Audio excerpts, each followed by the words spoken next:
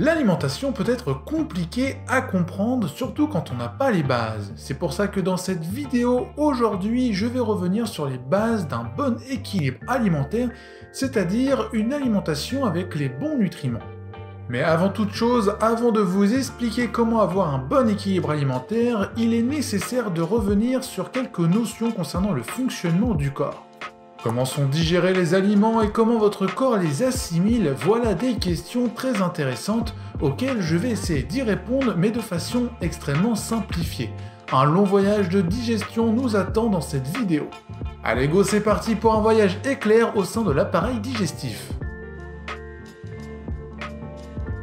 On a tendance à se dire que la digestion se passe exclusivement dans l'estomac, mais c'est faux. En fait, si on prend le système digestif, la digestion commence déjà dans votre bouche quand vous mâchez, et ça commence par la salive. Et oui, les sucres sont décomposés dans un premier temps par la salive. Il est donc nécessaire de bien mâcher vos aliments pour bien commencer la digestion et aussi envoyer à votre cerveau et à l'estomac le signal comme quoi vous mangez et donc se préparer. Une fois passés par la bouche, les aliments arrivent dans l'estomac et sont accueillis par le fameux suc gastrique, un liquide assez acide qui va tout simplement transformer tous vos aliments en une espèce de pâte prête à passer dans l'intestin. L'intestin ouvre alors les portes d'un grand voyage de plusieurs kilomètres où les aliments vont être mélangés à la bile pour continuer la digestion. Les aliments vont alors être séparés en différentes petites particules que l'on appelle par exemple vitamines, minéraux, acides gras, acides aminés, bref, toutes ces petites particules qu'on entend parler assez souvent. Et une fois que la transformation en petites particules est effectuée, l'intestin va tout simplement absorber ces fameuses petites particules à sa surface grâce à des bactéries qui sont déjà présentes au sein de l'intestin. Les différents éléments absorbés vont donc rejoindre le sang et ensuite ils vont atteindre les différentes cellules qui ont besoin d'eux. Sacré voyage tout de même, un voyage qui évidemment est simplifié pour cette vidéo, on ne rentre pas dans les détails de comment c'est absorbé, etc. Ce n'est pas le but. En tout cas, une fois que le voyage est terminé, que tous les éléments sont absorbés, il reste des déchets et ces déchets vont finir dans vos toilettes par vos selles. Mais du coup, vous devez vous demander comment le corps sait quand il doit manger. C'est très simple. En fait, le taux de glycémie doit toujours être stable. Le taux de glycémie, c'est tout simplement le taux de sucre dans le sang. Quand il est trop bas, le corps va tout simplement avoir faim, et quand il est trop haut, le corps va avoir un effet de satiété. Cet effet de satiété, c'est la sensation de ne plus avoir faim. Attention tout de même, chaque personne est unique et possède un taux maximal de glycémie, c'est ce qu'on appelle le pic glycémique. Pour vous expliquer très rapidement, quand vous mangez trop de sucre et que vous atteignez votre pic glycémique, votre corps va donc se mettre en mode urgence. Il va alors sécréter énormément d'insuline pour faire baisser très rapidement le taux de sucre dans le sang. C'est à ce moment que le sucre va être transformé en graisse pour être stocké. C'est le seul moyen pour le corps de faire baisser le taux de sucre extrêmement rapidement, c'est de le transformer et de le mettre de côté. Et quand je dis mettre de côté, eh bien, malheureusement, c'est ce que vous appelez les poignées d'amour par exemple. Je vous vois déjà faire les gros yeux devant cette information. Mais pas de panique, les pics glycémiques sont assez rares si vous avez une alimentation équilibrée et variée. D'ailleurs, on arrive au sujet principal de la vidéo, c'est comment avoir un bon équilibre alimentaire. Et surtout, quels sont ces fameux nutriments capables de nous sauver notre vie et surtout essentiels à notre vie. Allez, j'y viens tout de suite. Les macronutriments, ce sont les protéines, les glucides, les lipides, c'est ce qu'on peut voir inscrit sur les étiquettes de vos produits favoris. Prenez n'importe quelle conserve, n'importe quelle boîte de céréales, vous verrez qu'au dos, vous aurez toutes ces informations. Mais vous en avez déjà peut-être entendu parler, et si c'est pas le cas, c'est pas grave. En résumé, et pour faire simple, si on prend l'exemple d'une voiture, les protéines, c'est tout simplement le moteur, ou plutôt la structure du corps. Les glucides, c'est le carburant, donc l'énergie, et les lipides, c'est un peu l'huile de moteur, ce qui sert à éviter que ça grince. Ces trois nutriments fonctionnent ensemble, il est donc nécessaire de tous les apporter pour un fonctionnement optimal.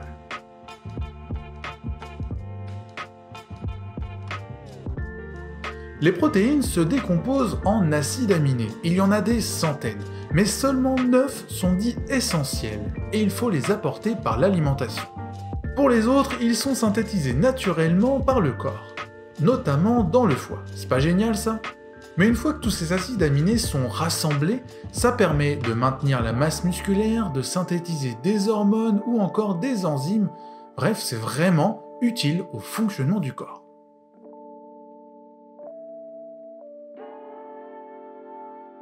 C'est très simple, les protéines sont présentes absolument partout, même dans la courgette.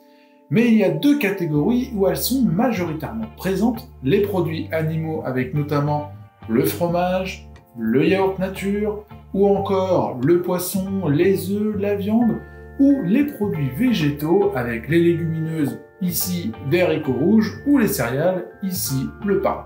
Avoir un bon apport en protéines en ne consommant que des produits végétaux, c'est totalement possible. Par contre, il faudra suivre quelques recommandations et prendre le temps de les cuisiner. Ça, c'est le plus long. Mais il faut savoir que n'importe quel régime, que ce soit végétarien, végétalien ou omnivore, ont tous des pour et des contre. Mais c'est pas vraiment le sujet de la vidéo ici. Par contre, si vous voulez en apprendre plus, n'hésitez pas à le dire en commentaire et j'en ferai une vidéo plus complète. Cependant, il faudra faire attention à une chose si vous êtes dans le régime végétarien ou végétalien. C'est de toujours appliquer une complémentarité dans ce que vous mangez. Qu'est-ce que c'est?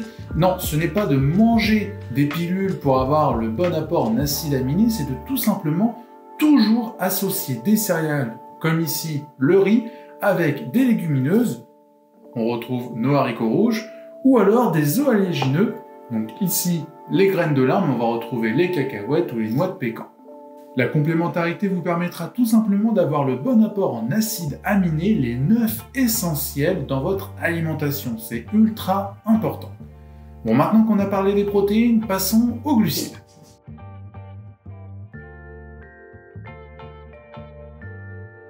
Les glucides, scientifiquement appelés les hydrates de carbone, mais aussi familièrement les sucres, sont divisés en deux catégories, les sucres complexes et les sucres simples. Et comme je l'ai dit, les sucres servent d'énergie pour le corps. Et même certains organes sont dépendants au sucre pour fonctionner. C'est notamment le cas du cerveau.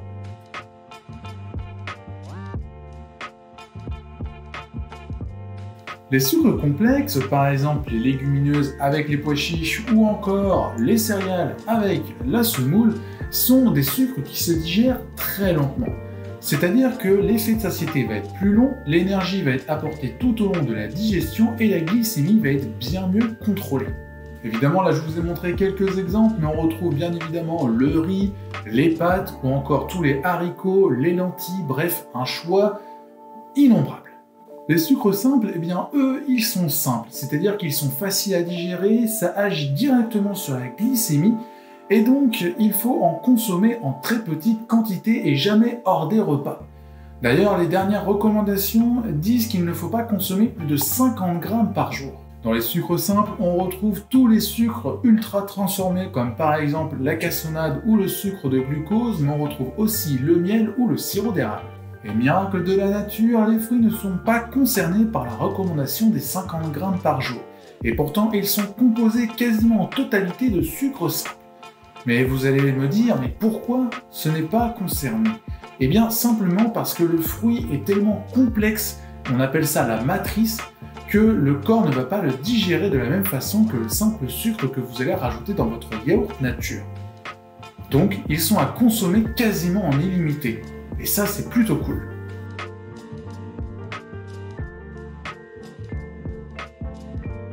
Ah, les lipides, les fameux ennemis des nouveaux régimes.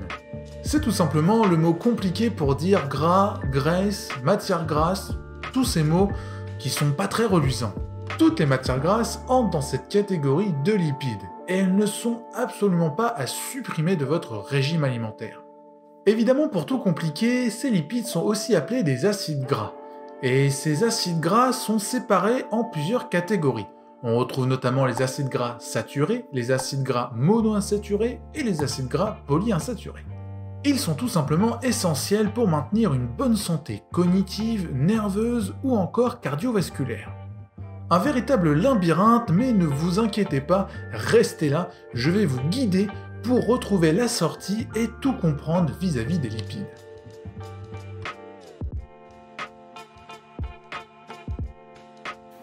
Partez du principe que les lipides sont présents dans beaucoup de produits.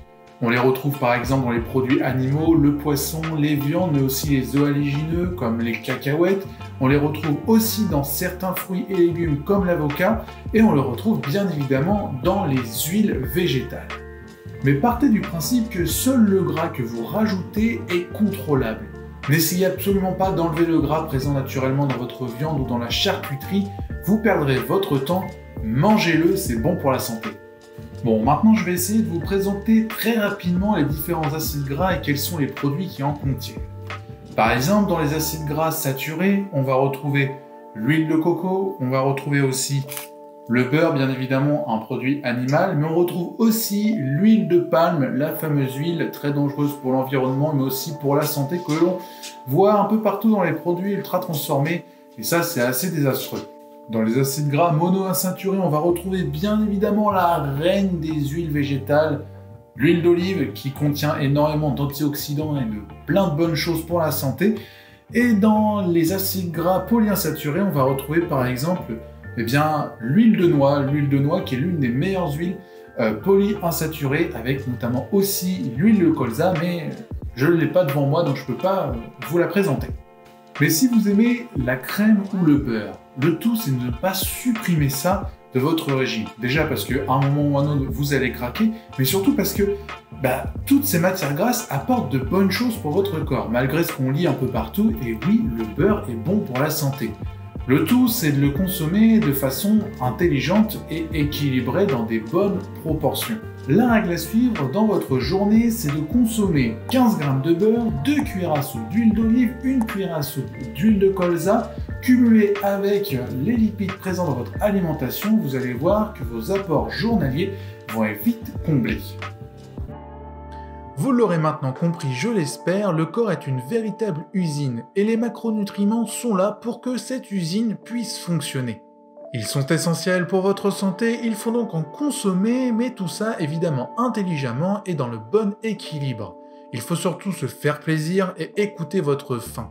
Et petite information comme ça au passage, si vous voulez que l'effet de satiété s'installe pendant votre repas, il faut que celui-ci fasse au minimum 20 minutes. Sinon le cerveau n'aura pas l'information et vous aurez continuellement faim. C'est notamment pour ça que quand vous mangez au fast-food, vous avez tout le temps faim et vous mangez beaucoup trop par rapport à ce que le corps attend.